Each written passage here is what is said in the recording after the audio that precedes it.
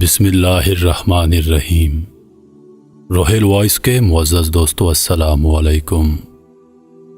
قبر میں مجھ پہ کیا بیتی، دل دہلا دینے والی ایک کہانی۔ ریاض جانے کے لیے گھنٹہ پہلے میں گھر سے نکلا، لیکن راستے میں رش اور چیکنگ کی وجہ سے ایئرپورٹ لیٹ پہنچا۔ جلدی سے گاڑی پارکنگ میں کھڑی کی اور دوڑتے ہوئے کاؤنٹر پر پہنچا۔ کاؤنٹر پر موجود ملازم سے میں نے کہا، مجھے ریاض جانا ہے۔ اس نے کہا، ریاض والی فلائٹ تو بند ہو چکی ہے۔ میں نے کہا، پلیز مجھے ضرور آج شام ریاض پہنچنا ہے۔ اس نے کہا، زیادہ باتوں کی ضرورت نہیں ہے، اس وقت آپ کو کوئی جانے نہیں دے گا۔ میں نے کہا، اللہ تمہارا حساب کر دے۔ اس نے کہا، اس میں میرا کیا قصور ہے؟ بہرحال میں ایئرپورٹ سے باہر نکلا، حیران تھا کہ کیا کروں، ریاض جانے کا پروگرام کینسل کر دوں یا اپنی گاڑی سٹارٹ کر کے روانہ ہو جاؤں یا ٹیکسی میں چلا جاؤں۔ بہرحال ٹیکسی میں جانے والی بات پر اتفاق کیا۔ ایئرپورٹ کے باہر ایک پرائیویٹ گاڑی کھڑی تھی۔ میں نے پوچھا، ریاض جانے کے لیے کتنا لوگے؟ اس نے کہا، 500 ریال۔ بہرحال 450 ریال میں بڑی مشکل سے راضی ہو گیا اور اس کے ساتھ بیٹھ کر ریاض کے لیے روانہ ہو گیا۔ بیٹھتے ہی میں نے اس سے کہا، گاڑی تیز چلانی ہے۔ اس نے کہا، فکر مت کرو۔ واقعی اس نے خطرناک حد تک گاڑی دوڑانا شروع کر دی۔ راستے میں اسے کچھ باتیں ہوئیں۔ اس نے میری جاب اور خاندان کے متعلق کچھ سوالات کیے اور کچھ سوال میں نے بھی پوچھ لیے۔ اچانک مجھے اپنی والدہ کا خیال آیا کہ ان سے بات کر لوں۔ میں نے موبائل اٹھا لیا اور والدہ کو فون کیا۔ انہوں نے پوچھا، بیٹے کہاں ہو؟ میں نے کہا، جہاز کے نکل جانے اور ٹیکسی میں سفر کرنے والی بات بتا دی۔ ماں نے دعا دی، بیٹے اللہ تمہیں ہر قسم کے شر سے بچا دے۔ میں نے کہا، انشاءاللہ جب میں ریاض پہنچ جاؤں گا تو آپ کو اطلاع دے دوں گا۔ قدرتی طور پر میرے دل پر ایک پریشانی چھا گئی اور مجھے ایسا لگ رہا تھا جیسے کوئی مصیبت میرا انتظار کر رہی ہو۔ اس کے بعد میں نے اپنی بیوی کو فون کیا۔ میں نے اسے بھی ساری بات بتا دی اور اس کو ہدایت کی کہ بچوں کا خیال رکھے، بالخصوص چھوٹی بچی کا۔ اس نے کہا، جب سے تم گئے ہو مسلسل آپ کے بارے میں پوچھ رہی ہے۔ میں نے کہا، میری بات کرواؤ۔ بچی نے کہا، بابا آپ کب آئیں گے؟ میں نے کہا، بیٹی تھوڑی دیر میں آ جاؤں گا۔ کوئی چیز چاہیے؟ وہ بولی، ہاں میرے لیے چاکلیٹ لاؤ۔ میں ہنسا اور کہا، ٹھیک ہے۔ اس کے بعد میں اپنی سوچوں میں گم ہو گیا کہ اچانک ڈرائیور کے سوال نے مجھے چونکا دیا۔ پوچھا، کیا میں سگریٹ پی سکتا ہوں؟ میں نے کہا، بھائی تم مجھے ایک نیک اور سمجھدار انسان لگ رہے ہو، تم کیوں خود کو اور اپنے مال کو نقصان پہنچا رہے ہو؟ اس نے کہا، میں نے پچھلے رمضان میں بہت کوشش کی کہ سگریٹ چھوڑ دوں، لیکن کامیاب نہ ہو سکا۔ میں نے کہا، اللہ تعالیٰ نے تمہیں بڑی قوت دی ہے، تم سگریٹ چھوڑنے کا معمولی سا کام نہیں کر سکتے۔ بہرحال اس نے کہا، آج کے بعد میں سگریٹ نہیں پیوں گا۔ میں نے کہا، اللہ تعالیٰ آپ کو ثابت قدمی عطا فرمائے۔ مجھے یاد پڑتا ہے کہ اس کے بعد میں نے گاڑی کے دروازے کے ساتھ سر لگایا کہ اچانک گاڑی سے زوردار دھماکے کی آواز آئی اور پتہ چلا کہ گاڑی کا ایک ٹائر پھٹ گیا ہے۔ میں گھبرایا اور ڈرائیور سے بولا، سپیڈ کم کر دو اور گاڑی کو قابو میں کرو۔ اس نے گھبراہٹ میں کوئی جواب نہ دیا۔ گاڑی ایک طرف نکل گئی اور کلا بازیاں کھاتی ہوئی ایک جگہ پر رک گئی۔ مجھے اس وقت اللہ نے توفیق دی کہ میں نے زور زور سے کلمہ شہادت پڑھا۔ مجھے سر میں چوٹ لگی تھی اور درد کی شدت سے ایسا محسوس ہو رہا تھا کہ میرا سر پھٹا جا رہا ہے۔ میں جسم کے کسی حصے کو حرکت نہیں دے سکتا تھا۔ میں نے اپنی زندگی میں اتنا درد نہیں دیکھا تھا۔ میں بات کرنا چاہ رہا تھا لیکن بول نہیں سکتا تھا، جبکہ میری آنکھیں کھلی تھیں، لیکن مجھے کچھ نظر نہیں آ رہا تھا۔ اتنے میں لوگوں کے قدموں کی آواز سنی جو ایک دوسرے سے کہہ رہے تھے، اسے ہلاؤ نہیں، سر سے خون نکل رہا ہے اور ٹانگیں مکمل ٹوٹ چکی ہیں۔ میری تکلیف میں اضافہ ہوتا چلا جا رہا تھا اور سانس لینے میں دشواری محسوس کر رہا تھا۔ مجھے اندازہ ہوا کہ شاید میری موت آ گئی ہے۔ اس وقت مجھے گزری زندگی پر جو ندامت ہوئی میں اسے الفاظ میں بیان نہیں کر سکتا۔ مجھے پتا چلا کہ اب مجھے موت سے کوئی نہیں بچا سکتا۔ اس کہانی کے آخر میں بتاؤں گا کہ اس کی حقیقت کیا ہے۔ یہاں پر ہر بھائی بہن تصور کرے کہ جو کچھ ہو رہا ہے اسی کے ساتھ ہو رہا ہے، کیونکہ انقریب ہم سب کو اس ملتے جلتے حالات سے سابقہ پیش آنا ہے۔ اس کے بعد لوگوں کی آوازیں آنا بند ہو گئیں، میری آنکھوں کے سامنے مکمل تاریکی چھا گئی اور میں ایسا محسوس کر رہا تھا جیسے میرے جسم کو چھریوں سے کاٹا جا رہا ہو۔ اتنے میں مجھے ایک سفید پوش آدمی نظر آیا۔ اس نے مجھے کہا، بیٹے تمہاری زندگی کی آخری گھڑی ہے، میں تم کو نصیحت کرنا چاہتا ہوں کیونکہ اللہ تعالیٰ نے مجھے تمہارے پاس بھیجا ہے۔ میں نے پوچھا، کیا نصیحت؟ اس نے کہا، عیسائیت قبول کر لو، خدا کی قسم اس میں تمہاری نجات ہے۔ اگر تم اس پر ایمان لائے تو تمہیں میں اپنے گھر والوں کو لوٹا دوں گا اور تمہاری روح واپس لے آؤں گا۔ جلدی سے بولو، وقت بہت کم ہے۔ مجھے اندازہ ہو گیا کہ یہ شیطان ہے۔ مجھے اس وقت جتنی بھی تکلیف تھی اور جتنی بھی اذیت سے دوچار تھا، لیکن اس کے باوجود اللہ اور اس کے رسول صلی اللہ علیہ وآلہ وسلم پر پکا ایمان تھا۔ میں نے اس سے کہا، جاؤ اللہ کے دشمن، میں نے اسلام کی حالت میں زندگی گزاری ہے اور مسلمان ہو کر مروں گا۔ اس کا رنگ زرد پڑ گیا اور بولا، تمہاری نجات اسی میں ہے کہ تم یہودی یا نصرانی مر جاؤ، ورنہ میں تمہاری تکلیف بڑھا دوں گا اور تمہاری روح قبض کر دوں گا۔ میں نے کہا، موت تمہارے ہاتھ میں نہیں، جو بھی ہو میں اسلام کی حالت میں ہی مروں گا۔ اتنے میں اس نے اوپر دیکھا اور دیکھتے ہی بھاگ نکلا۔ مجھے لگا جیسے کسی نے اسے ڈرا دیا ہو۔ اچانک میں عجیب قسم کے چہرے والے اور بڑے بڑے جسموں والے لوگ دیکھے۔ وہ آسمان کی طرف سے آئے اور کہا، السلام علیکم۔ میں نے کہا، وعلیکم السلام۔ اس کے بعد وہ خاموش ہو گئے اور ایک لفظ نہیں بولے۔ ان کے پاس کفن تھے۔ مجھے اندازہ ہوا کہ میری زندگی ختم ہو گئی ہے۔ ان میں سے ایک بہت بڑا فرشتہ میری طرف آیا اور کہا، اے نیک روح، اللہ کی مغفرت اور اس کی خوشنودی کی طرف نکل آ۔ یہ بات سن کر میری خوشی کا ٹھکانہ نہیں رہا۔ میں نے کہا، اللہ کے فرشتے میں حاضر ہوں۔ اس نے میری روح کھینچ لی۔ مجھے ایسا محسوس ہو رہا تھا جیسے میں نیند اور حقیقت کے مابین ہوں۔ ایسا لگا کہ مجھے جسم سے آسمان کی طرف اٹھایا جا رہا ہے۔ میں نے نیچے دیکھا تو پتہ چلا کہ لوگ میرے جسم کے ارد گرد کھڑے ہیں اور انہوں نے میرے جسم کو ایک کپڑے سے ڈھانپ دیا۔ ان میں سے کسی نے کہا، انا للہ و انا الیہ راجعون۔ میں نے دو فرشتوں کو دیکھا کہ وہ مجھے وصول کر رہے ہیں اور مجھے کفن میں ڈال کر اوپر کی طرف لے جا رہے ہیں۔ میں نے دائیں بائیں دیکھا تو مجھے آسمان کے علاوہ کچھ نظر نہیں آیا۔ میں بلندی سے بلندی کی طرف لے جایا جا رہا تھا۔ ہم بادلوں کو چیرتے چلے گئے جیسے میں ایک جہاز میں بیٹھا ہوں، یہاں تک کہ پوری زمین مجھے ایک گیند کی طرح نظر آنے لگی۔ میں نے ان دونوں فرشتوں سے پوچھا کہ اللہ مجھے جنت میں داخل کرے گا؟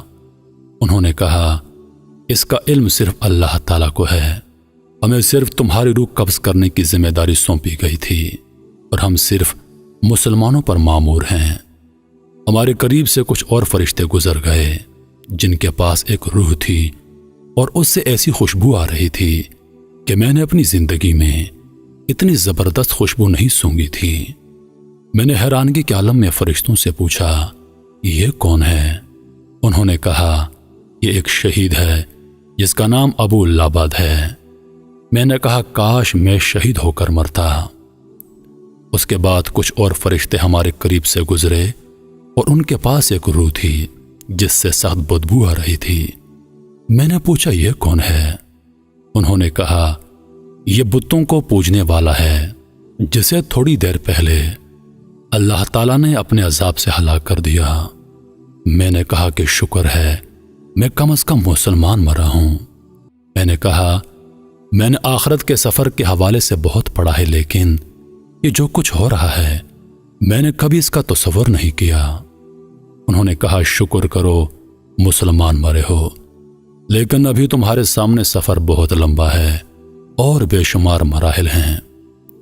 اس کے بعد ہم فرشتوں کے ایک بہت بڑے گروہ کے پاس سے گزر گئے اور ہم نے انہیں سلام کیا۔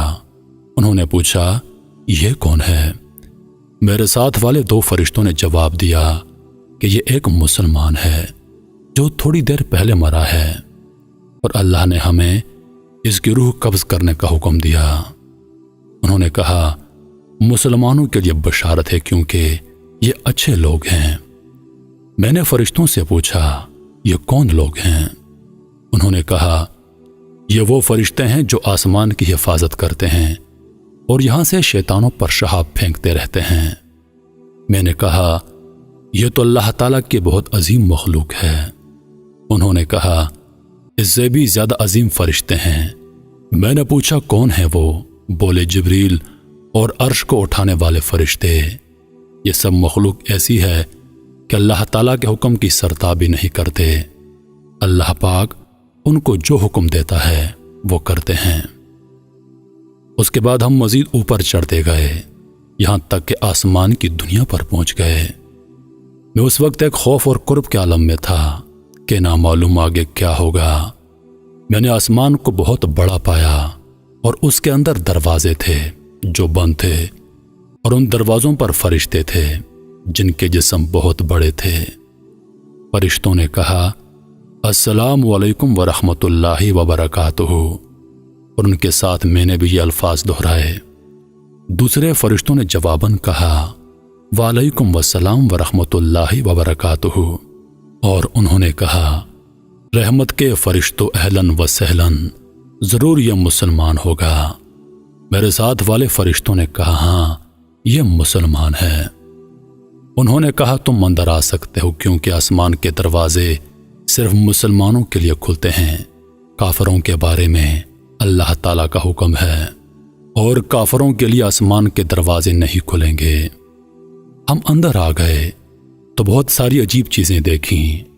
پھر ہم آگے بڑھے اور اوپر چڑھنا شروع کر دیا یہاں تک کہ پہلا، دوسرا، تیسرا، چوتھا، پانچواں، چھٹا اور بلاخت 7ویں آسمان پر جا پہنچے۔ یہ آسمان باقی تمام آسمانوں سے بڑا نظر آ رہا تھا، جیسے ایک بہت بڑا سمندر۔ فرشتوں نے سلام کیا، مجھ پر عجیب ہیبت طاری ہوئی، سر نیچے کیا اور آنسو جاری ہو گئے۔ فرشتوں کو کہا گیا اسے زمین کی طرف واپس لے جاؤ کیونکہ میں نے انہیں زمین سے پیدا کیا اور اسی میں سے ان کی واپسی ہوگی، اور ایک بار پھر اسی زمین سے ان کو دوبارہ اٹھاؤں گا۔ شدید رعب، ہیبت اور خوشی کے ملے جلے جذبات میں نے کہا پروردگار تو پاک ہے، لیکن ہم نے تیری وہ بندگی نہیں کی جو ہونی چاہیے تھی۔ فرشتے مجھے لے کر واپس زمین کی طرف روانہ ہوئے اور جہاں جہاں سے گزرتے گئے فرشتوں کو سلام کرتے گئے۔ میں نے راستے میں ان سے پوچھا کیا میں اپنے جسم اور گھر والوں کے متعلق جان سکتا ہوں؟ انہوں نے کہا اپنے جسم کو ان قریب تم دیکھ لو گے، لیکن جہاں تک تمہارے گھر والوں کا تعلق ہے ان کی نیکیاں آپ کو پہنچتی رہیں گی، لیکن تم انہیں دیکھ نہیں سکتے۔ اس کے بعد وہ مجھے زمین پر واپس لے آئے اور کہا اب تم اپنے جسم کے ساتھ رہو، ہمارا کام ختم ہو گیا، اب قبر میں تمہارے پاس دوسرے فرشتے آئیں گے۔ میں نے کہا اللہ تعالیٰ آپ کو جزائے خیر دے، کیا میں دوبارہ آپ کو دیکھ سکوں گا؟ انہوں نے کہا ہاں، قیامت کے دن۔ اس کے ساتھ ہی ان پر ہیبت طاری ہوئی۔ پھر انہوں نے کہا اگر تم اہل جنت میں سے نکلے تو ہم ساتھ ساتھ ہوں گے انشاءاللہ۔ میں نے پوچھا جو کچھ میں نے دیکھا اور سنا کیا اس کے بعد بھی میرے جنت میں جانے میں کوئی شک رہ گیا ہے؟ انہوں نے کہا تمہارے جنت جانے کے بارے میں اللہ تعالیٰ بہتر جانتا ہے۔ تم کو جو عزت ملی وہ صرف اس لیے کہ تم مسلمان مرے ہو، لیکن تمہیں اعمال کی پیشی اور میزان سے ضرور سابقہ پیش آنا ہے۔ مجھے اپنے گناہ یاد آئے اور کہا کہ زور زور سے رو لوں۔ انہوں نے کہا اپنے رب سے نیک گمان کرو کیونکہ وہ کسی پر ظلم ہرگز نہیں کرتا۔ اس کے بعد انہوں نے سلام کیا اور بڑی تیزی سے اوپر کی طرف اٹھ گئے۔ میں نے اپنے جسم پر نظر دوڑائی، میری آنکھیں بند تھیں اور میرے ارد گرد میرے بھائی اور والد صاحب رو رہے تھے۔ اس کے بعد میرے جسم پر پانی ڈالا گیا تو مجھے پتا چلا کہ مجھے غسل دیا جا رہا ہے۔ ان کے رونے سے مجھے تکلیف ملتی اور جب میرے لیے دعا کرتے تو اللہ پاک مجھ پر رحم فرماتا۔ ان کی یہ بات مجھے راحت پہنچاتی۔ اس کے بعد میرے جسم کو سفید کفن پہنایا گیا۔ میں نے اپنے دل میں کہا افسوس، میں اپنے جسم کو اللہ کی راہ میں ختم کرتا، کاش میں شہید ہوتا۔ افسوس، میں ایک گھڑی بھی اللہ کی ذکر یا نماز یا عبادت کے بغیر نہ گزارتا، کاش میں شب و روز اللہ کی راہ میں مال خرچ کرتا۔ افسوس، ہائے افسوس۔ اتنے میں لوگوں نے میرا جسم اٹھایا۔ میں اپنے جسم کو دیکھ رہا تھا لیکن نہ تو اس کے اندر جا سکتا ہوں اور نہ دور ہو سکتا ہوں۔ ایک عجیب سی صورتحال سے دو چار تھا۔ مجھے جب اٹھایا گیا تو جو چیز میرے لیے اس وقت تکلیف دہ تھی وہ میرے گھر والوں کا رونا تھا۔ میرا دل کر رہا تھا کہ میں اپنے ابا سے کہہ دوں ابا جان آپ رونا بند کر دیں، بلکہ میرے لیے دعا کریں کیونکہ آپ کا رونا مجھے تکلیف دے رہا ہے۔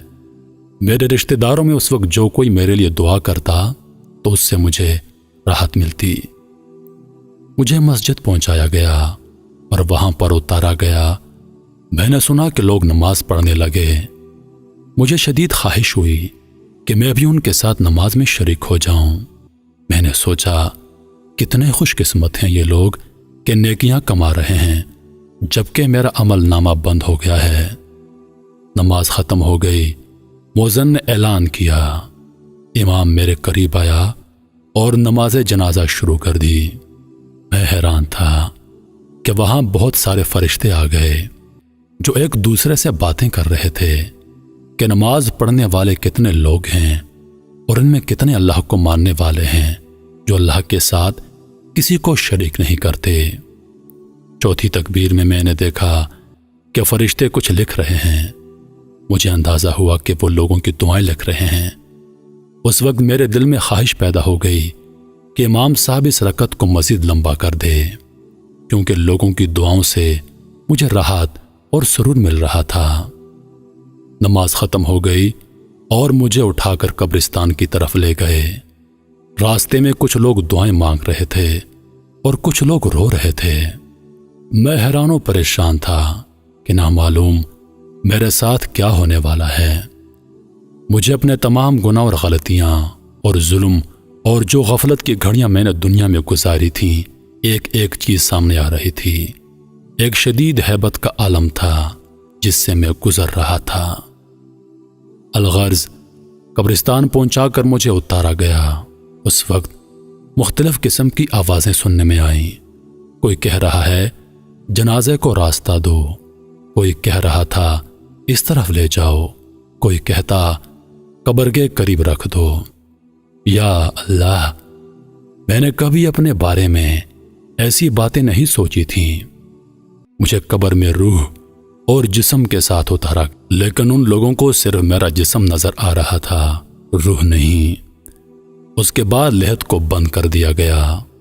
میرا دل کر رہا تھا کہ چیخ چیخ کر کہہ دوں کہ مجھے یہاں پر مت چھوڑو، پتہ نہیں میرے ساتھ کیا ہوگا، لیکن میں بول نہیں سکتا تھا۔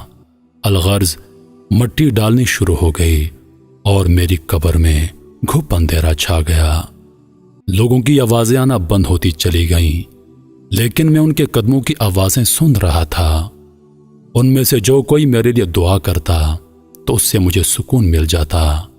اچانک قبر مجھ پر تنگ ہو گئی اور ایسا لگا کہ میرے پورے جسم کو کچل دے گی، اور قریب تھا کہ میں ایک چیخ نکال دوں لیکن پھر دوبارہ اصلی حالت پر آ گئی۔ اس کے بعد میں نے ایک طرف دیکھنے کی کوشش کی کہ اچانک دو ہیبتناک قسم کے فرشتے نمودار ہوئے جن کے بڑے بڑے جسم، کالے رنگ اور نیلی آنکھیں تھیں۔ ان کی آنکھوں میں بجلی کی طرح چمک تھی۔ اور ان میں سے ایک کے ہاتھ میں بہت بڑا گرز تھا، اگر اس سے پہاڑ کو مارتا تو پہاڑ ریزہ ریزہ ہو جاتا۔ ان میں سے ایک نے مجھ سے کہا بیٹھ جاؤ، تو میں فوراً بیٹھ گیا۔ پھر اس نے کہا من ربکا، تمہارا رب کون ہے؟ جس کے ہاتھ میں گرز تھا وہ مجھے بغور دیکھ رہا تھا۔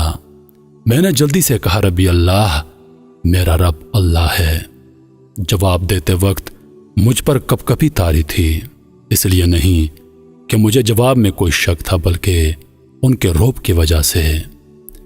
پھر اس نے مزید 2 سوال کیے، کہا تمہارا نبی کون ہے؟ تمہارا دین کون سا ہے؟ الحمدللہ میں نے ٹھیک ٹھیک جوابات دے دیے۔ اس نے کہا اب تم قبر کے عذاب سے بچ گئے ہو۔ میں نے پوچھا کیا تم منکر و نکیر ہو؟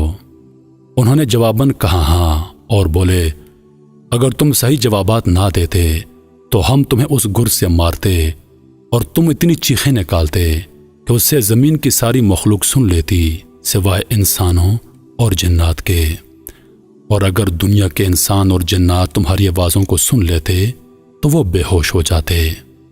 میں نے کہا اللہ کا شکر ہے، اس نے مجھے اس مصیبت سے بچا لیا۔ اس کے بعد وہ چلے گئے اور ان کے جانے سے مجھے قدر اطمینان حاصل ہوا۔ ان کے چلے جانے کے ساتھ ہی مجھے سخت گرمی محسوس ہوئی اور مجھے لگا کہ میرا جسم جلنے والا ہے، جیسے جہنم سے کوئی کھڑکی کھول دی گئی ہو۔ اتنے میں 2 اور فرشتے آئے اور کہا السلام علیکم ورحمۃ اللہ وبرکاتہ۔ میں نے جواب دیا وعلیکم السلام ورحمۃ اللہ وبرکاتہ۔ انہوں نے کہا ہم فرشتے ہیں، ہم قبر میں تمہارے اعمال تمہیں پیش کرنے آئے ہیں تاکہ قبر میں قیامت تک تمہیں اپنی نیکیوں کا جو بدلہ ملنا چاہیے وہ بدلہ مل جائے۔ میں نے کہا اللہ کی قسم، جس سختی اور اذیت سے میں 2-4 ہوں، میں نے کبھی اس کے متعلق سوچا تک نہیں تھا۔ پھر میں نے پوچھا کیا میں ایک سوال کر سکتا ہوں؟ انہوں نے کہا کر لو۔ میں نے پوچھا کیا میں جنت میں سے ہوں، اور کیا اتنی ساری تکلیفیں جھیلنے کے بعد بھی میرے لیے جہنم کا خطرہ موجود ہے؟ انہوں نے کہا تم ایک مسلمان ہو، اللہ اور اس کے رسول صلی اللہ علیہ وسلم پر ایمان لائے ہو، لیکن جنت جانے کا علم اللہ کے سوا کسی کو نہیں۔ بہرحال اگر تم جہنم چلے بھی گئے تو وہاں ہمیشہ نہیں رہو گے، کیونکہ تم موہد ہو۔ یہ سن کر میری آنکھوں سے آنسو جاری ہو گئے اور میں نے کہا اللہ نے مجھے دوزخ بھیج دیا تو پتہ نہیں وہاں میں کتنا عرصہ رہوں گا۔ انہوں نے کہا اللہ تعالیٰ سے امید رکھو، کیونکہ وہ بہت کریم ہے، اور اب ہم تمہارے اعمال پیش کر رہے ہیں، تمہارے بلوغت کے وقت سے تمہارے ایکسیڈنٹ کے وقت تک۔ انہوں نے کہا سب سے پہلے ہم نماز سے شروع کرتے ہیں، کیونکہ کافر اور مسلمان کے مابین فرق کرنے والی چیز نماز ہے، لیکن فی الحال تمہارے سارے اعمال روک دیے گئے ہیں۔ میں نے حیرانگی سے پوچھا میں نے اپنی زندگی میں بہت سارے نیک اعمال کیے ہیں، آخر میرے اعمال کیوں روک دیے گئے ہیں؟ اور اس وقت جو میں اپنے جسم میں گرمی محسوس کر رہا ہوں، اس کی کیا وجہ ہے؟ انہوں نے کہا اس کی وجہ یہی ہے کہ تمہارے اوپر قرضہ ہے جو تم نے مرنے سے پہلے ادا نہیں کیا۔ میں رو پڑا اور میں نے کہا کیسے؟ اور یہ جو میرے اعمال روک دیے گئے ہیں، ان کی وجہ بھی کیا یہی ہے؟ میرا سوال ابھی پورا نہیں ہوا تھا کہ میری قبر میں اچانک روشنی آ گئی اور ایک ایسی خوشبو پھیل گئی کہ ویسی خوشبو میں نے اپنی زندگی میں کبھی نہیں سونگھی تھی۔ اس روشنی سے آواز آئی السلام علیکم ورحمۃ اللہ وبرکاتہ۔ میں نے کہا وعلیکم السلام ورحمۃ اللہ وبرکاتہ۔ پوچھا تم کون ہو؟ اس نے کہا میں سورۃ الملک ہوں، میں اس لیے آئی ہوں کہ اللہ تعالیٰ سے تیرے لیے مدد طلب کر دوں، کیونکہ تم نے میری حفاظت کی تھی اور تمہارے رسول صلی اللہ علیہ وآلہ وسلم نے تمہیں بتا دیا تھا کہ جو کوئی سورۃ الملک پڑھے گا قبر میں وہ اس کے لیے نجات کا ذریعہ ہوگی۔ میں بہت خوش ہوا۔ میں نے کہا میں نے بچپن میں تم کو حفظ کر لیا تھا اور میں ہمیشہ نماز میں اور گھر میں تیری تلاوت کیا کرتا تھا۔ مجھے اس وقت تمہاری اشد ضرورت ہے۔ اس نے کہا، اس لیے تو میں آئی ہوں کہ اللہ تعالیٰ سے دعا کر لوں کہ وہ تمہاری تکلیف کو آسانی میں تبدیل کر دے، لیکن تم سے ایک غلطی ہوئی ہے کہ تم نے لوگوں کے قرضے ادا نہیں کیے ہیں۔ میں نے کہا، نجات کا کوئی طریقہ ہے؟ اس نے کہا، 3 باتوں میں سے کوئی ایک تمہارا مسئلہ حل کر سکتا ہے۔ میں نے جلدی سے کہا، وہ کون سے کام ہیں؟ اس نے کہا، پہلے یہ بتا دو کہ تم نے کوئی کاغذ لکھ کر چھوڑا ہے جسے دیکھ کر تمہارے ورثہ وہ قرضہ ادا کر دیں۔ ورثہ کا نام سن کر میرے آنسو نکل آئے۔ مجھے تمام گھر والے، امی، ابو، بیوی، بہن، بھائی اور بچے یاد آنے لگے۔ پتہ نہیں میرے بعد ان کا کیا حال ہوگا۔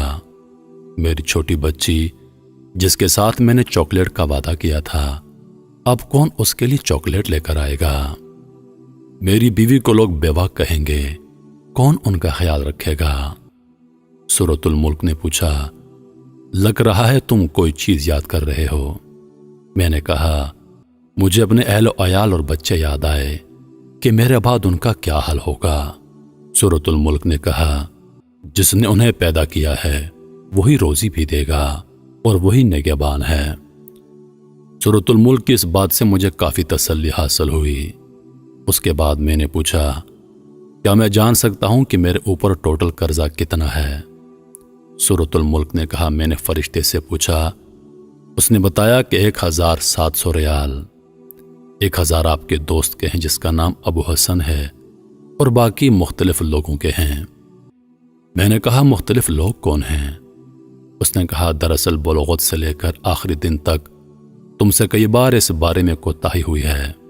اس طرح قرضہ بڑھ گیا ہے۔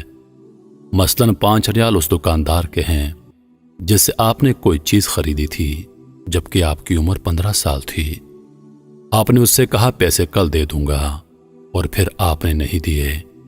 اس طرح لانڈری والے سے آپ نے کپڑے دھلوائے اور اس کو ادائیگی کرنا بھول گئے۔ کرتے کرتے اس نے سارے لوگوں کے نام بتا دیے اور سارے مجھے یاد آ گئے۔ سورۃ الملک نے کہا، لوگوں کے حقوق معمولی سمجھنے اور ان سے غفلت برتنے کی وجہ سے بہت سارے لوگوں پر قبر میں عذاب ہوتا ہے۔ کیا تمہیں اپنے رسول صلی اللہ علیہ وآلہ وسلم نے خبر نہیں دی تھی کہ شہید کے اعمال بھی روک لیے جائیں گے جب تک اس کا قرضہ ادا نہیں ہوا ہو؟ میں نے کہا، نجات کا کوئی طریقہ ہو سکتا ہے؟ اس نے کہا، پہلا حل تو یہ ہے کہ جس کا قرضہ ہے وہ اپنا قرضہ معاف کر دے۔ میں نے کہا، ان میں سے اکثر لوگ تو ان قرضوں کو بھول گئے ہیں جس طرح میں بھول گیا تھا، اور ان کو میرے مرنے کی خبر بھی نہیں ہوگی۔ اس نے کہا، پھر دوسرا حل یہ ہے کہ تمہارے ورثہ تمہاری طرف سے ادائیگی کر دیں۔ میں نے کہا، ان کو میرے قرضوں کی اور میری تکلیفوں کی کہاں خبر ہے، جبکہ میں نے کوئی وصیت نامہ بھی نہیں چھوڑا، کیونکہ مجھے موت اچانک آ گئی اور مجھے ان ساری مشکلات کا علم نہیں تھا۔ سورۃ الملک نے کہا، ایک اور حل ہو سکتا ہے، لیکن میں تھوڑی دیر بعد تمہیں بتا دوں گی، اب میں جاتی ہوں۔ میں نے کہا، خدا را مت جاؤ، کیونکہ تمہارے جانے سے تاریکی ہو جائے گی جو میری موجودہ تکالیف میں اضافے کا باعث بنے گی۔ سورۃ الملک نے کہا، میں زیادہ دیر کے لیے نہیں جا رہی بلکہ تمہارے لیے کوئی حل نکالنے کے لیے جا رہی ہوں۔ اس کے بعد سورۃ الملک چلی گئی اور میں گھپ اندھیرے میں اکیلا رہ گیا۔ عیبت اور تکلیف کے باوجود میں نے کہا، یا ارحم الراحمین، اے اجنبیوں کے مولا، اے ہر اکیلے کے ساتھی، اس قبر کی تاریکی میں میری مدد کر۔ لیکن فوراً مجھے خیال آیا کہ میں تو دارالحساب میں ہوں، اب دعاؤں کا کیا فائدہ؟ زیادہ دیر نہیں گزری تھی کہ میں نے ایک مانوس آواز سن لی۔ میں نے آواز پہچان لی، یہ میرے والد بزرگوار کی آواز تھی جو کہہ رہے تھے، السلام علیکم ورحمۃ اللہ وبرکاتہ۔ میں نے کہا، وعلیکم السلام ورحمۃ اللہ وبرکاتہ، لیکن میرا جواب انہیں کون پہنچائے؟ پھر انہوں نے کہا، اے اللہ، میں اس بیٹے سے راضی ہوں، تو بھی اس سے راضی ہو جا۔ میرے والد صاحب جب دعا مانگ رہے تھے تو دعا کے دوران ایک زبردست روشنی میری قبر میں آئی۔ یہ دراصل رحمت کا فرشتہ تھا جو میری والد کی دعا کو نوٹ کر رہا تھا، اور جب تک میرے والد نہیں گئے تھے وہ میرے ساتھ رہا۔ میرے والد صاحب جب واپس لوٹ گئے تو فرشتے نے کہا، تیرے والد کی دعا آسمانوں تک جائے گی اور انشاءاللہ اللہ تعالیٰ اس کو قبول کرے گا، کیونکہ والد کی دعا اپنے بیٹے کے لیے مستجاب ہوتی ہے۔ میں نے تمنا کی کاش میرے والد قبر پر زیادہ دیر کے لیے ٹھہرتے اور دعا مزید لمبی کرتے، کیونکہ ان کی دعا کی وجہ سے مجھے کافی آرام ملا۔ میں نے فرشتے سے پوچھا، کیا میں ایک سوال کر سکتا ہوں؟ کہا، پوچھو۔ میں نے کہا، جب سے میں مرا ہوں اب تک کتنا عرصہ گزر گیا ہے؟ اس نے کہا، جب سے تمہاری وفات ہوئی ہے آج تیسرا دن ہے اور اس وقت ظہر کا وقت ہے۔ میں نے حیرانگی سے کہا، 3 دن اور اتنے سارے معاملات اور واقعات اور یہ قبر کی تاریکی جبکہ باہر دنیا روشن ہے۔ فرشتے نے کہا، تمہارے سامنے بہت لمبا سفر ہے، اللہ اسے تمہارے لیے آسان کر دے۔ میں اپنے آپ کو قابو نہ کر سکا اور رونے لگا، اور ایسا رویا کہ مجھے یاد نہیں پڑتا کہ زندگی میں کبھی اتنا رویا ہوں گا۔ میں نے دل میں سوچا کہ اتنا خطرناک سفر اور دنیا میں میری اس قدر اس سفر کے لیے غفلت۔ فرشتے نے جاتے وقت بتا دیا کہ قبر میں موجودہ روشنی تیرے والد کی دعا کی وجہ سے ہے، اور یہ اسی طرح رہے گی جب تک اللہ چاہے۔ مجھے پتا چلا کہ والد کا آنا میرے لیے باعث رحمت ہے۔ میں نے تمنا کی کہ کاش میرے ابو میری آواز سن لیں اور میں انہیں بتا دوں کہ ابو میرے قرضوں کی ادائیگی کر دیں اور میری طرف سے صدقے کر دیں، اللہ کے واسطے میرے لیے دعا کریں، لیکن کون ہے جو ان کو بتا دے؟ میں نے محسوس کیا کہ بعض اوقات میرے جسم کی گرمی کم ہو جاتی تھی لیکن اچانک پھر سے بڑھ جاتی۔ میں نے اندازہ لگایا کہ اس کا تعلق میرے حق میں لوگوں کی دعا ہے۔ اچانک میری قبر میں دوبارہ وہ روشنی آئی جو اس سے پہلے میں دیکھ چکا تھا، یعنی سورۃ الملک کی۔ سورۃ الملک نے کہا، تمہارے لیے 2 خوشخبریاں ہیں۔ میں نے اشتیاق کے ساتھ فوراً کہا، کیا ہے؟ تمہارے دوست نے اللہ کی خاطر تمہارا قرضہ معاف کر دیا ہے۔ میں نے اللہ تعالیٰ کا شکر ادا کیا، اور مجھے پتا تھا کہ میری گرمی کم ہو جانے کی وجہ شاید یہی تھی۔ میں نے کہا، دوسری خوشخبری کیا ہے؟ اس نے کہا کہ میں نے اللہ تعالیٰ سے بہت درخواستیں کی، لیکن انسانوں کے حقوق وہ معاف نہیں کرتا۔ البتہ اللہ تعالیٰ نے ایک فرشتہ بھیج دیا جو تیرے رشتہ داروں میں سے کسی کو خواب میں آئے گا تاکہ وہ تمہارے قرضوں کے متعلق سمجھ جائیں۔ تمہارے خیال میں کون بہتر ہے، جس کو خواب میں فرشتہ کسی شکل میں آئے اور پھر وہ اس کو سچا سمجھ کر قرضے کی ادائیگی کر دے؟ میں نے اپنی امی کے بارے میں سوچا، لیکن پھر سوچا اگر اس نے مجھے خواب میں دیکھا تو رونا شروع کر دے گی اور خواب کی تعبیر نہیں سمجھ سکے گی۔ پھر میں نے تمام رشتہ داروں کے متعلق سوچا، جو بندہ مجھے بہتر لگا وہ میری بیوی تھی، کیونکہ وہ ہمیشہ خوابوں کو اہتمام دیا کرتی تھی۔ میں نے کہا، میری بیوی اگر مجھے خواب میں دیکھ لے تو ہو سکتا ہے کہ وہ اس کی تعبیر سمجھ جائے۔ سورۃ الملک نے کہا، میں متعلقہ فرشتے کو اطلاع دیتی ہوں اور اللہ سے دعا کرتی ہوں کہ وہ آپ کی مشکل کو آسان کر دے۔ اس کے بعد سورۃ الملک چلی گئی اور میری قبر میں بدستور وہ روشنی باقی تھی جو میرے والد کی دعا کی برکت سے آئی تھی، اور میں انتظار کرتا رہا جیسے کہ جیل کے اندر ہوں۔ مجھے ٹائم کا کوئی اندازہ نہیں تھا، کیونکہ یہاں گھڑی نہیں تھی، نہ نماز، نہ کھانا پینا، نہ کوئی اور مصروفیت۔ دعائیں مانگنا اور ذکر و اذکار بھی بیکار۔ بعض اوقات لوگوں کے قدموں کی آوازیں سن لیتا تو اندازہ کر لیتا کہ شاید کسی کا جنازہ ہے۔ بعض اوقات لوگوں کے ہنسنے کی آوازیں آ جاتی تو مجھے تعجب ہوتا تھا کہ ان کو اندازہ نہیں کہ ہم کس صورتحال سے دو چار ہیں۔ کافی وقت گزرنے کے بعد اچانک میرے جسم کی گرمی بڑھنی شروع ہوئی اور میں چیخنے لگا تھا۔ ایسا لگ رہا تھا جیسے میں ایک تندور کے اندر ہوں۔ میرے خوف میں اضافہ ہوتا چلا جا رہا تھا، لیکن پھر اچانک گرمی کم ہونا شروع ہو گئی، یہاں تک کہ بالکل غائب ہو گئی۔ سمجھ میں نہیں آ رہا تھا کہ ایسا کیوں ہو جاتا ہے۔ اس کے بعد ایک بار پھر سورۃ الملک کی روشنی آ گئی اور مجھے کہا، تمہیں مبارک ہو۔ میں نے کہا، وہ کیسے؟ اس نے کہا، خوابوں کا فرشتہ تمہاری بیوی کو خواب میں گیا اور تمہاری بیوی نے خواب میں تمہیں ایک سیڑھی پر چڑھتے دیکھا اور دیکھا کہ 7 سیڑھیاں باقی ہیں اور تم پریشان کھڑے ہو کیونکہ آگے نہیں چڑھ سکتے۔ پھر وہ فجر کی نماز سے پہلے اٹھی، تمہاری یاد میں روئی اور صبح ہوتے ہی ایک عورت سے رابطہ کیا جو خوابوں کی تفسیر کرتی ہے اور اسے اپنا خواب سنایا۔ اس عورت نے کہا، اے بیٹی، تمہارے شوہر قبر میں تکلیف میں مبتلا ہیں کیونکہ اس پر کسی کا 700 ریال کا قرضہ ہے۔ تیری بیوی نے پوچھا، کس کا قرضہ ہے اور ہم کیسے ادا کریں؟ اس نے کہا، مجھے نہیں معلوم، اس بارے میں علماء سے معلوم کرو۔ پھر تیری بیوی نے ایک شیخ کی اہلیہ سے رابطہ کیا اور اس کو ساری بات بتا دی تاکہ وہ شیخ سے جواب پوچھ لے۔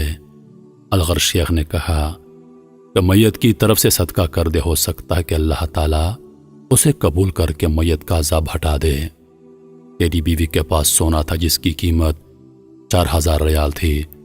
اس نے وہ سونا تیرے والد کو دیا اور تیرے والد نے ان کے ساتھ کچھ رقم مزید لگا کر صدقہ کر دیا اور یوں تیرا مسئلہ حل ہو گیا۔ میں نے کہا، الحمدللہ، مجھے اس وقت کوئی تکلیف نہیں ہے اور یہ سب کچھ اللہ تعالیٰ کے فضل اور تیرے تعاون سے ہوا۔ سورۃ الملک نے کہا، اب اعمال والے فرشتے تمہارے پاس آئیں گے۔ میں نے پوچھا، کیا اس کے بعد بھی میرے لیے کوئی خطرہ ہے؟ اس نے کہا، سفر بہت لمبا ہے، ہو سکتا ہے اس میں کئی سال لگ جائیں، لہٰذا اس کے لیے تیار رہو۔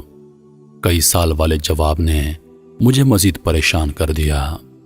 سورۃ الملک نے کہا، بہت سارے لوگ صرف اس وجہ سے قبروں میں عذاب جھیل رہے ہیں کہ وہ بعض باتوں کو معمولی سمجھتے تھے جبکہ اللہ کے نزدیک وہ معمولی نہیں ہیں۔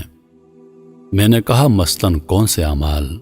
اس نے کہا، بہت سارے لوگوں پر قبروں میں اس لیے عذاب ہے کہ وہ پیشاب سے نہیں بچتے اور گندگی کی حالت میں اللہ کے سامنے کھڑے ہوتے تھے۔ اس طرح چغلی، چوری، سود اور مالی یتیم کی وجہ سے بہت سارے لوگوں پر عذاب ہو رہا ہے۔ پھر اس نے کہا، کچھ لوگوں پر عذاب قبر اس لیے ہے تاکہ قیامت آنے سے پہلے ان کا کھاتا صاف ہو جائے، اور کچھ لوگوں پر قیامت تک عذاب رہے گا اور پھر جہنم میں داخل کر دیے جائیں گے۔ میں نے کہا، اللہ تعالیٰ کی سزا سے بچنے کی کوئی سبیل ہے؟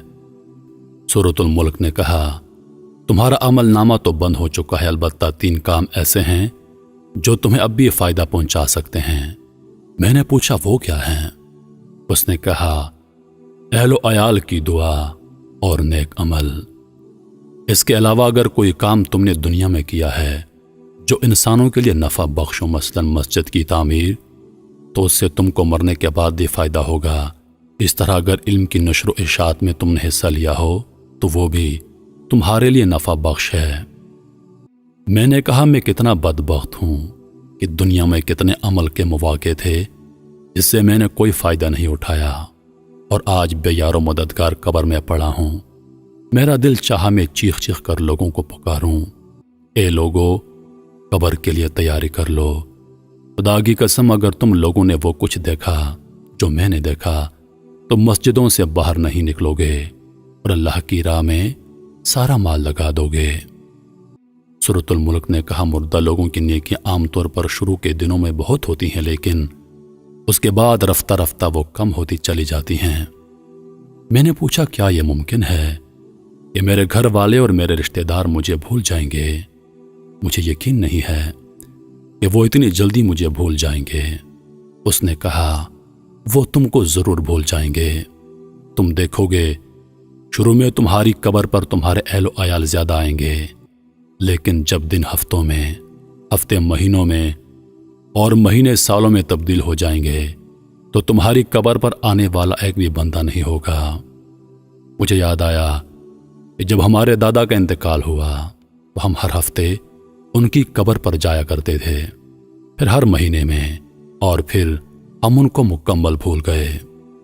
جب میں زندہ تھا تو مردوں کو بھول جاتا تھا، لیکن آج میں خود اس حالت کو پہنچ چکا ہوں۔ ان ہفتے اور مہینے گزرتے گئے اور میری مدد کے لیے کوئی نہ تھا سوائے چند اعمال کے جو مجھے پہنچتے تھے، یا میرے والد، بھائی اور دوسرے رشتہ داروں کی قبر پر آنا جو رفتہ رفتہ کم ہوتا گیا۔ زیادہ تر مجھے اپنی والدہ کی دعا پہنچتی رہی جو تہجد میں میرے لیے کرتی رہی۔ باخدا وہ میرے لیے طمانینت کا باعث ہوتی تھی۔ نیک اعمال کا آنا کم ہوتا چلا گیا۔ نامعلوم کیا وجہ تھی کہ سورۃ الملک کا آنا بھی بند ہو گیا۔ میری قبر میں پھر سے اندھیرا چھا گیا۔ مجھے بعض گناہ یاد آئے جو میں نے کیے تھے۔ ایک ایک دن اور ایک ایک گھڑی یاد آ رہی تھی۔ مجھے اپنے گناہ پہاڑ کے برابر لگ رہے تھے۔ اپنے آپ کو ملامت کر رہا تھا، کتنے گناہ ہیں جو میں نے بڑی دلیری سے کیے تھے، کتنی نمازیں ہیں جو میری فوت ہو گئی ہیں، کتنی فجر کی نمازیں ہیں جو میں نے غفلت کی وجہ سے نہیں پڑھی۔ یہ سارے گناہ یاد کر کے میں اتنا رویا کہ مجھے وقت کا اندازہ ہی نہیں تھا۔ ایک دن اچانک ایسی روشنی آئی جیسے سورج نکل چکا ہو۔ میں نے فرشتوں کی آوازیں سنی کہ وہ ایک دوسرے کو مبارکباد دے رہے تھے۔ میری سمجھ سے باہر تھا کہ کیا ہو چکا ہے کہ میرے پاس سورۃ الملک آئی اور خوشخبری سنا دی۔ سورۃ الملک نے بتایا کہ رمضان کا مہینہ شروع ہو گیا ہے۔ سورۃ الملک نے بتایا کہ رمضان کا مہینہ شروع ہو گیا ہے اور یہ رحمت اور معافی کا مہینہ ہے۔ اس میں بہت سارے مردے مسلمانوں کی دعاؤں کی برکت سے نجات پا لیتے ہیں۔ میں بہت خوش ہوا، اللہ تعالیٰ انسانوں پر کتنا مہربان ہے، لیکن انسان ہے کہ گمراہی پر تلا ہوا ہے۔ سورۃ الملک نے بتایا کہ اللہ تعالیٰ کسی کو آگ میں نہیں ڈالنا چاہتا، لیکن یہ انسانوں کی اپنی حماقت ہوتی ہے کہ وہ ایسے گناہ کر جاتے ہیں جو ان کی سزا کا باعث بن جاتے ہیں۔ پھر اس نے کہا، اب تھوڑی دیر بعد مسلمان نماز پڑھیں گے اور تم ان کی آوازیں سنو گے۔ سورۃ الملک چلی گئی اور میری قبر میں بدستور روشنی تھی، اور میں نے پہلی بار مسجد سے آنے والی اذان سن لی۔ اپنی زندگی کو یاد کیا اور تراویح کو یاد کیا، بہت رویا۔ میں نے سنا کہ لوگ نماز پڑھ رہے ہیں، اور پھر میں نے امام کی دعا سن لی۔ امام صاحب کی دعا سے مجھے سکون ملا، اور میں نے تمنا کی کہ امام دعا کو تول دے دے۔ میں نے محسوس کیا کہ وہ دعا سیدھی قبول ہو رہی ہے، کیونکہ مجھے اس سے کافی خوشی اور راحت مل رہی تھی۔ میں روتا جا رہا تھا اور ساتھ ساتھ آمین پڑھتا جا رہا تھا۔ اس طرح رمضان کا سارا مہینہ بہت سکون اور راحت سے گزرا۔ اور پھر ایک دن میری قبر میں انسان کی شکل میں ایک آدمی آیا جس سے بہت تیز خوشبو آ رہی تھی۔ میں حیران ہوا کیونکہ مرنے کے بعد یہ پہلا انسان تھا جو میں دیکھ رہا تھا۔ اس نے مجھے سلام کیا اور جواب میں نے وعلیکم السلام کہا۔ اس نے کہا، میں تمہیں خوشخبری دیتا ہوں کہ اللہ تعالیٰ نے تمہارے گناہ معاف کر دیے ہیں۔ میں نے کہا، اللہ آپ کو جزائے خیر دے، آپ کون ہیں؟ میں پہلی مرتبہ قبر میں انسان کی شکل دیکھ رہا ہوں۔ اس نے کہا، میں انسان نہیں ہوں۔ میں نے پوچھا، کیا فرشتے ہیں؟ بولا، نہیں، دراصل میں تمہارا نیک عمل ہوں۔ تمہاری نمازیں، تمہارے روزے، حج، انفاق فی سبیل اللہ اور صلح رحمی وغیرہ وغیرہ کو اللہ تعالیٰ نے اس شکل میں تمہارے پاس بھیجا ہے۔ مجھے بہت خوشی ہوئی اور اللہ کا شکر ادا کیا۔ میں نے پوچھا، تم اتنے لیٹ کیوں آئے ہو؟ اس نے کہا، تمہارے گناہ اور تمہارے قرضے میری راہ میں رکاوٹ تھے، اور جب اللہ تعالیٰ نے معافی کا اعلان کر دیا تو میرے لیے راستہ کھل گیا۔ میں نے پوچھا، تو کیا اس معافی کے بدلے میں اللہ تعالیٰ مجھے جنت دے گا؟ اس نے کہا، یہ بات اللہ تعالیٰ کے علاوہ کوئی نہیں جانتا۔ پھر اس نے کہا، قیامت کے دن میزان سے تمہاری جنت اور دوزخ جانے کا پتہ چلے گا۔ اس کے بعد عمل صالح نے کہا، تمہارے کچھ نیک اعمال بالکل زندگی کی آخری گھڑیوں میں کام آ گئے۔ میں نے پوچھا، وہ کیا ہیں؟ اس نے کہا، اگر تمہیں یاد ہو، مرتے وقت اللہ تعالیٰ نے تمہیں توفیق دی اور تم نے کلمہ پڑھا۔ تمہیں اندازہ نہیں کہ فرشتوں کو کتنی خوشی ہوئی کہ تمہاری زندگی کا خاتمہ توحید پر ہوا، جبکہ شیطان تمہیں نصرانیت اور یہودیت کی تلقین کر رہا تھا۔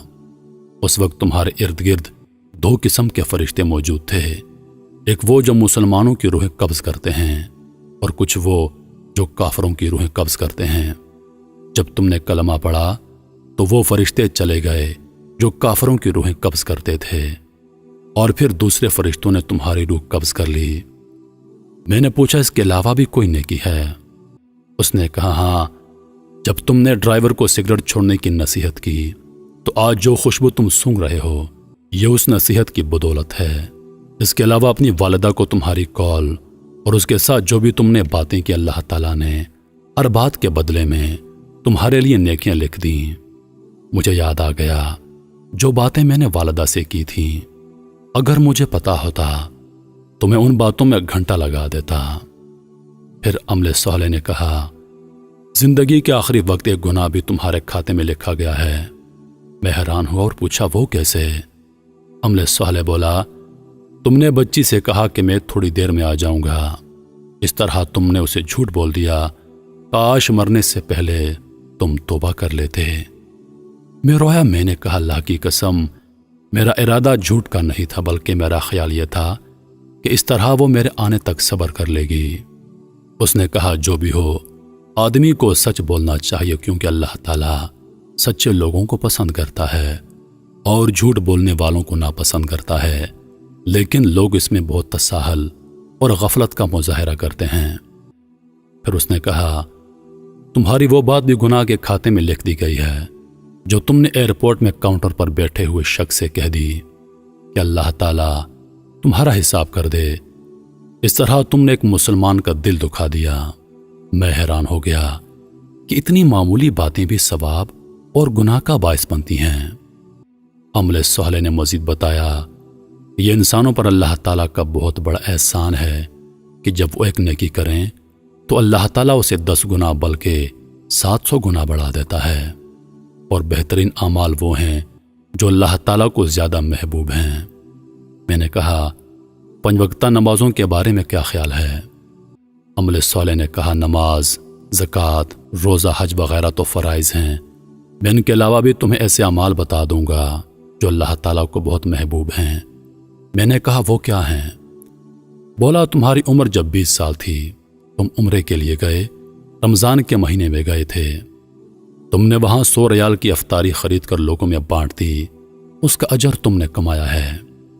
اس طرح ایک بار تم نے بوڑھی عورت کو کھانا کھلایا تھا، وہ بوڑھی ایک نیک عورت تھی، اس نے جو تمہیں دعائیں دی ہیں اس کے بدلے اللہ تعالیٰ نے تمہیں بہت نیکیاں اور اجر دیا ہے۔ میں تمہیں ایک اور بات بتا دوں، ایک بار تم مدینہ جا رہے تھے کہ راستے میں تمہیں ایک آدمی کھڑا ملا جس کی گاڑی خراب تھی، تم نے اس کی جو مدد کی اللہ تعالیٰ کو تمہاری وہ نیکی بہت پسند آئی اور تمہیں اس کا بہت بڑا اجر ملا ہے۔ اس کے بعد میری قبر کھل گئی اور اس میں بہت زیادہ روشنی آ گئی اور فرشتوں کے گروہ در گروہ آتے ہوئے نظر آئے، عمل صالح بھی۔ عزیز دوستو ذرا سوچئے، یہ کہانی عبرت کے لیے لکھی گئی ہے لیکن احادیث سے مبارکہ کے بیان کے عین مطابق ہے۔ کیا اس کہانی کے سننے کے بعد بھی ہم آخرت کے لیے فکر مند نہیں ہوں گے؟ کیا اس کہانی کے بعد بھی ہم گناہ کریں گے؟ عزیز دوستو اس پیغام کو اپنے دوستوں کے ساتھ ضرور شیئر کرو، کیونکہ جب تک کوئی یہ ویڈیو دیکھتا رہے گا جنت میں آپ کے نام کا درخت لگتا رہے گا، کیونکہ یہ صدقہ جاریہ ہے اور صدقہ جاریہ کا ثواب مرنے کے بعد بھی آپ کو ملتا رہے گا۔ اے اللہ، جب تو اپنی رحمتوں کے دروازے کھولے اور پکارے، اے کوئی رحمت مانگنے والا، اے کوئی خوشیاں مانگنے والا، اے کوئی شفا مانگنے والا، اے کوئی میرے محبوب صلی اللہ علیہ وآلہ وسلم کی چاہت مانگنے والا، تو میری دعا ہے یا اللہ، ساری خوشی، ساری رحمت، ساری کامیابیاں، ساری برکتیں، ساری نعمتیں نبی پاک صلی اللہ علیہ وآلہ وسلم کی چاہت اس شخص کو دے دے جو اس میسج کو دوسرے لوگوں تک پہنچائے گا۔ آمین یا رب العالمین۔ نبی پاک صلی اللہ علیہ وآلہ وسلم کا ارشاد پاک ہے، ان موقعوں پر دعا مانگو، اس وقت دعا رد نہیں ہوگی جب دھوپ میں بارش ہو رہی ہو، جب اذان ہو رہی ہو، سفر کے دوران، جمعہ کے دن رات کے وقت جب آنکھ کھل جائے۔ عزیز دوستو، اپنی دعاؤں میں یاد رکھیے گا۔ انشاءاللہ زندگی رہی تو اگلی بار ایک اور ویڈیو لے کر آپ کی خدمت میں حاضر ہوں گا۔ تب تک کے لیے خدا حافظ۔ اللہ پاک آپ سب کا حافظ و نگہبان۔